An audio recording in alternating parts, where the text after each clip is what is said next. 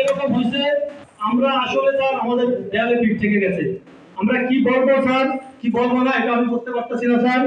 শুধু এতটুকু বলবো স্যার, ভবিষ্যতে আমাদের জাতির পিতার সুযোগ্য কন্যা দেশরত্ন শেখ হাসিনা যে স্মার্ট বাংলাদেশের স্বপ্ন দেখে, যে স্মার্ট বাংলাদেশের স্বপ্ন আমরা দেখি, এই ঘুণে ধরা 47 বছর যাবত এই ঘুণে ধরা সিস্টেম দ্বারা সেই স্বপ্ন কখনো বাস্তবায়ন সম্ভব না। আমরা পল্লী বিদ্যুতায়ন বোর্ডের সাথে কাঁধে কাঁধ মিলিয়ে কাজ করতে চেয়েছি। আমি যদি স্যার একটু প্রেক্ষাপটটা বলি স্যার, আমাকে ক্ষমা করবেন, অন্য কেউ কথা বলবে কিনা আমি জানি না। আমি শুধু একটা উদাহরণ দিই স্যার, আমি কিছু প্রেক্ষাপট নিয়ে স্যার কথা বলি। আমরা আমাদের মুখে স্যার হাত পায়ে শিকল করানো, আমাদের মুখে কষ্টিপ লাগানো, চোখে কষ্টিপ লাগানো, অর্থাৎ তারা যত প্রকার দুর্নীতি করবে, যত প্রকার অন্যায় করবে, আর কেউ কোনো কথা বলতে পারবে না।